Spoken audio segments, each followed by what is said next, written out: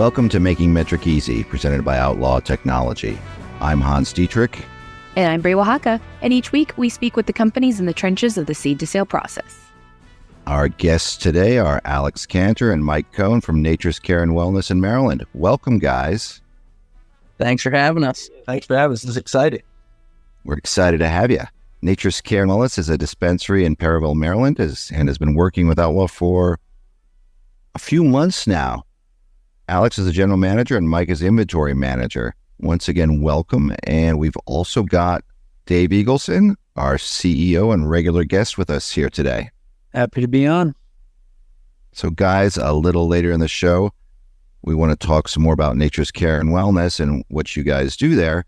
But first, we always want to find out how our guests got started in the cannabis industry. So why don't we start with you, Alex? Tell us how you came to be working in cannabis.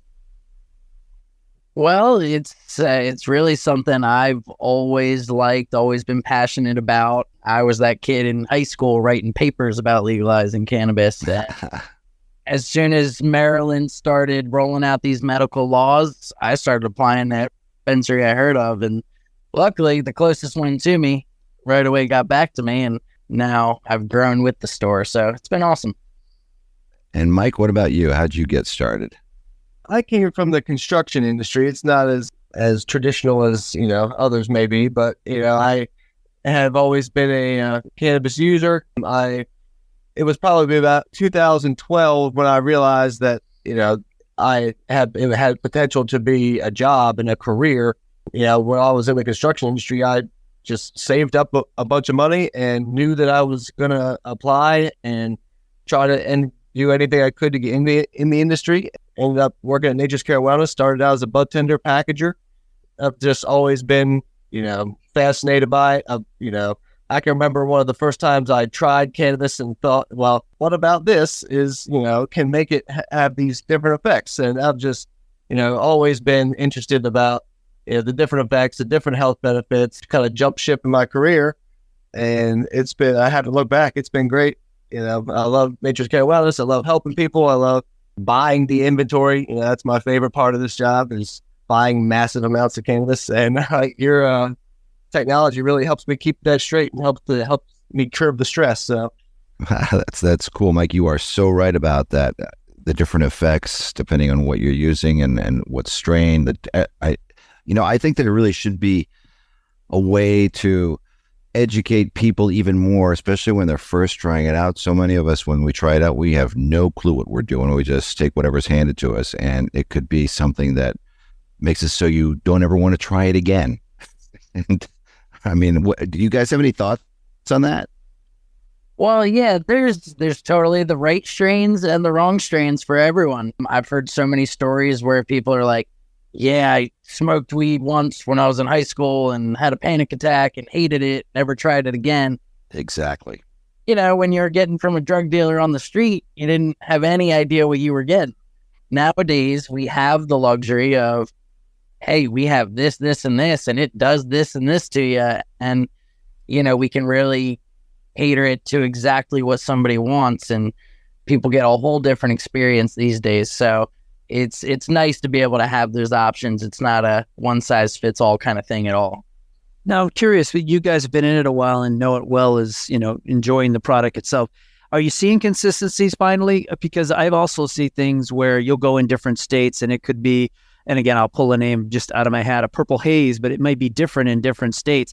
It's weird because it doesn't seem like there's a commonality. You know what I mean? Like people will use the name of a strain indiscriminately almost. Am I wrong? No, you're not. I mean, it's just like almost any other plant, fruit, vegetable, even if you grow tomatoes, they kind of sometimes all come out a little different. I'd say, like, for example, ice cream cake is on the market with nearly every grower in Maryland.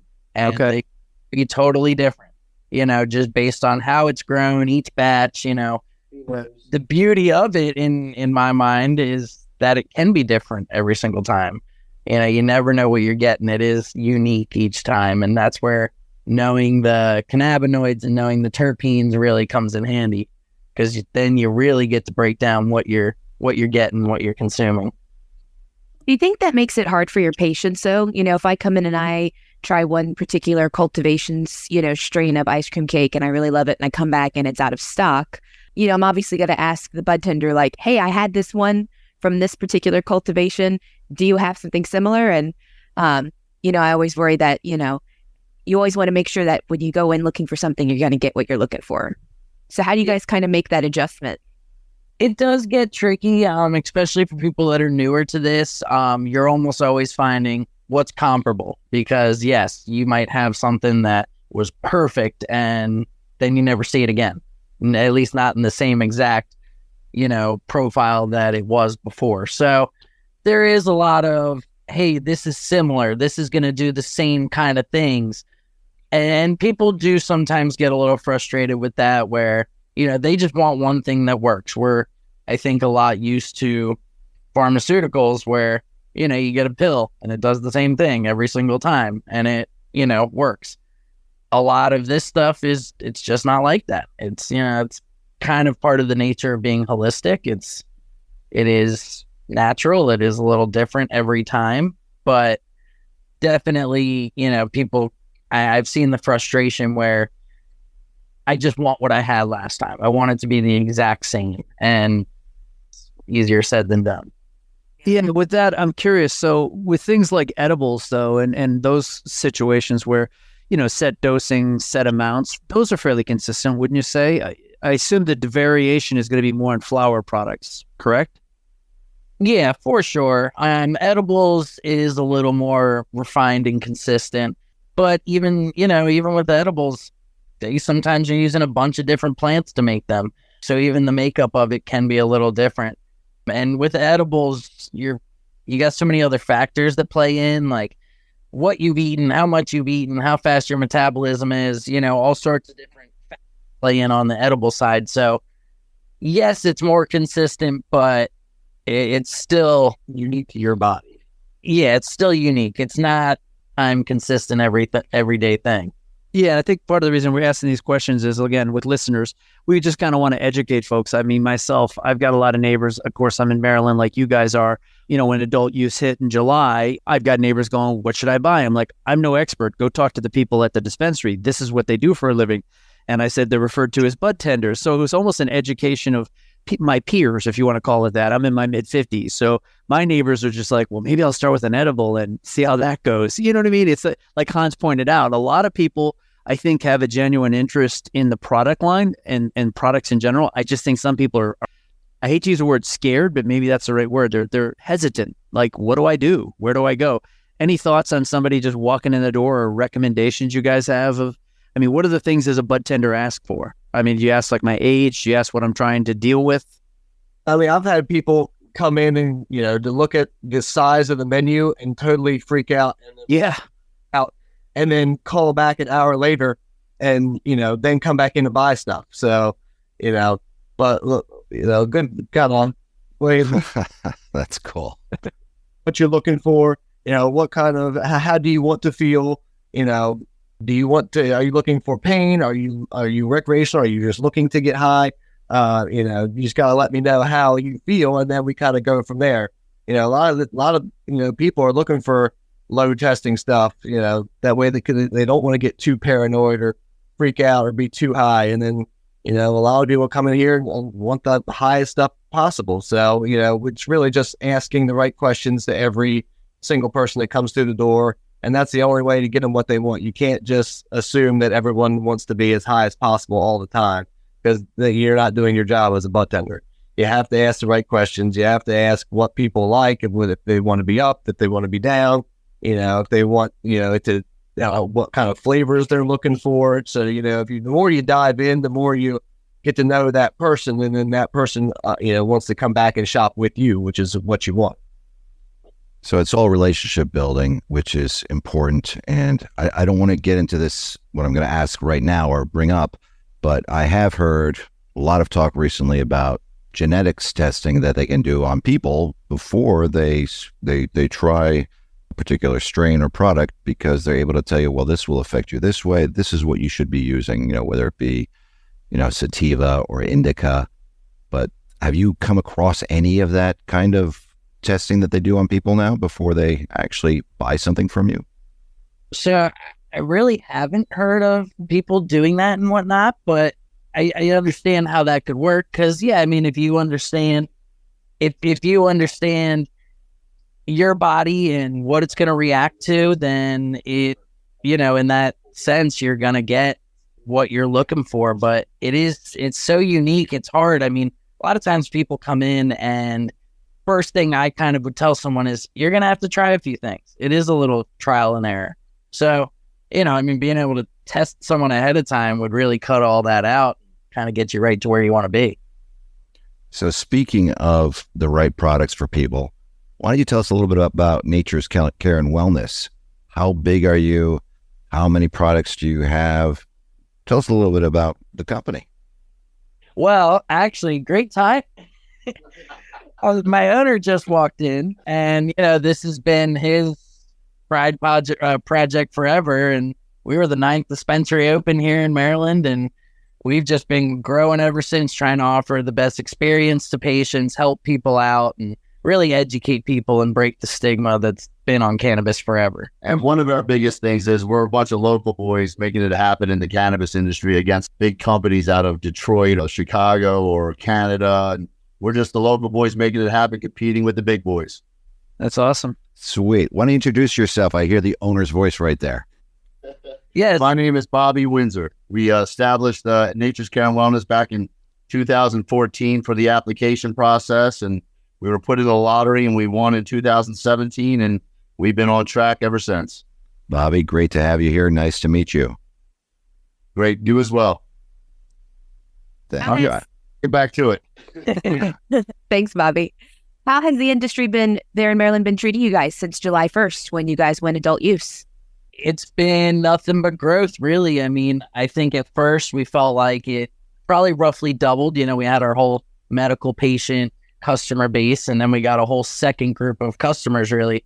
Adult use now at this point is even taken over the majority a little bit. It's about 60% of our business now. So it's just growing and growing. I think as it's out and as people talk about it, more and more people are like, yeah, let me go try it, So every day we got new people coming in to test the waters. I love giving new people, your balms, your things like that they have never heard of before. Because once they see that you made a cannabis product with that's transdermal, topical, and you can use that after work on your feet, your hands, things like that. People come back and say, it's like magic. I've never had anything work like this before.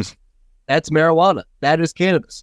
It's in a transdermal balm, and, you love that product, and you're not smoking it, you're not eating it, and those kinds of products are some of the first products I push on people just to kind of have them open their eyes to, all right, what else is out there? That's pretty cool. I'm curious, as Bree pointed out, with adult use, and I know it made you guys busy. In fact, I remember when Linda reached out to, I think, Hans and us in general about getting our tool sets, the Metrc that you guys use. How's that been? I know July 1st also was one of those where Maryland had things like, 1 hour before, 1 hour after. They had, now all of a sudden you go from X number of patients to 2 and 3 times as many. How's the system been helpful for you guys, just to give people on the podcast a sense of, how technology can be a benefit? Well, it's been huge. I mean, even before, when it was medical only, we had a ton of patients, and that meant we had to have a ton of products. Now it's just so much bigger, so much more product. Our vault's packed to the brim times. And before having this Outlaw system, we were printing out pages and pages and handwriting and hand counting everything. And, that could take you hours. Mike and I would stay overnight every other month to do a full inventory. I mean, it would take from the time we closed to when we opened again the next day. And now we quite literally count everything in the store every single day, and it's hardly an hour.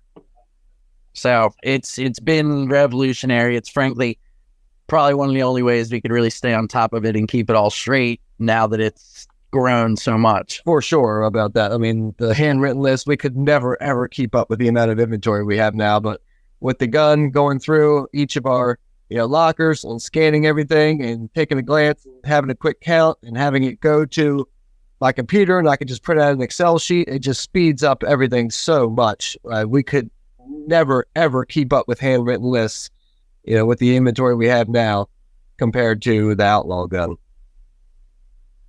Well, guys, I'm kind of sorry to hear that we robbed you of your sleepovers. We don't miss them. Don't worry. But well, that's awesome. We're always really glad to hear that the tool is doing exactly what we designed it to. Which is saving you guys time and making you and your teams more efficient. How is it helping you as far as of course, in the dispensary, you guys are going to be always really focused on your POS numbers. How is it helping you guys with making sure you stay straight in Metrc? Well, of course, we really keep them one and the same. Our POS and Metrc should and do match nearly all the time. It's really one and the same when we're looking at it, but obviously it's a very highly regulated industry, and the state commission is looking at Metrc to make sure stuff's right. They're coming in and checking things. So, keeping Metrc looking perfect compared to what's actually physically here is top priority for everything. And, we are able to stay on top of it now. It's not an easy task, but this certainly makes it easier. And with the system you guys have, I can see if something's over very easily. I can see if something's under very easily. And then, it just allows me to keep everything, everything straight, because in each of our lockers, there's, anywhere between 80 to 250 products, in each locker. So, when I get the report and there's, couple things under, couple things over, it makes my life really easy as far as what can I do to find this problem. Is there anything else? Is there a minus here and a plus here, a similar product around the same section? Did somebody put something back in the wrong place? So it allows me to narrow down exactly what I need to look into for that day, and it's daily. So I'm not letting products go missing for days and days at a time or weeks. I can stay on top of everything per day, because we're using the gun every morning and we're using the gun every night. So if it goes missing or is misplaced or not scanned or something like that, I pretty much know it within an hour or so. And then you can go into your POS system and get it absolutely right away. Which Yep. is key. Yeah, and you guys are using Dutchie POS, correct? Yes. That's our POS system. Awesome. So how's Dutchie worked out for you? Because they're a good partner of ours as well. They've been good. In the time we've been open, we have had 4 different POS systems. Oh, wow. Switched a few times over and over. And Dutchie we've been with them probably a year and a half, almost 2 years now. I don't see us switching. I think this is where we land now. We just stay here with Dutchie, but they're a good system. They seem to have it all together. They've been in so many states and so many dispensaries that they kind of seen all the problems, and they have all the features, and they make our lives fairly easy. That's why we work with them. They're the biggest out there, and we've been working with them for several years now as well, starting in the cultivation side and now on POS. So Dave mentioned earlier, he made reference to the hour before and the hour after. And what he was talking about is you're only allowed to have the vault open and do inventory an hour before the store opens and an hour after. Is that still in effect in Maryland, and how's that affecting you? So that is still a rule. Luckily we having the Outlaw gun and everything does speed stuff up, so we can actually operate well enough within those hours. We actually did reach out to our state commission and our inspector and whatnot, and got a special permission to have 2 hours beforehand to do a full inventory. So where we open at 8 a.m., we're actually in here at 6 a.m. counting every morning. It doesn't take the full 2 hours. We do get it done probably within the first hour, but then we have another hour to fix any possible problems that show up before inventory is actually moving and whatnot. Or recount anything that, if somebody put something back in the wrong bin, the count will be off, and we'll highlight that on the list, and we'll, that's what we're doing for the next 45 minutes, a half hour, is just reconciling any discrepancies that came up through the Outlaw gun.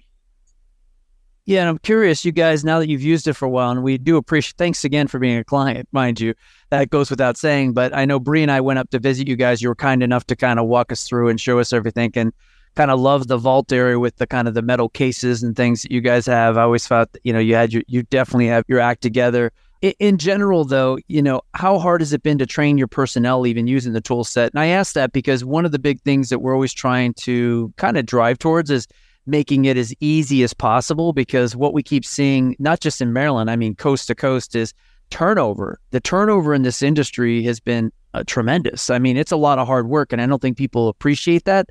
So we've seen customers, churn through 3 and 4 people in a given year.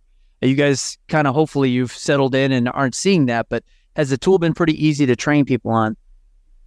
Yeah, I think typically if someone has it in their hands and they're using it, say once, twice, 3 times, they got the hang of it pretty easy. It is pretty straightforward.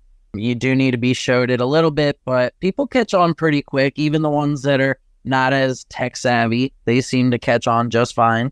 You're definitely right about the turnover. So we have had to train quite a few different people on it, but we've never really had an issue where, oh, I just can't figure this thing out. No, it's never been anything like that. It's all, pretty straightforward. That's great to hear. People care more than others, but that's them. It's not any of the system fault. Yeah. And I don't mean this to be disparaging whatsoever. It's actually a compliment. I mean, we try to make all of our systems stoner proof. That's our goal here. I think we've been pretty successful, but inventory is always a pain in the neck. I almost said another word there.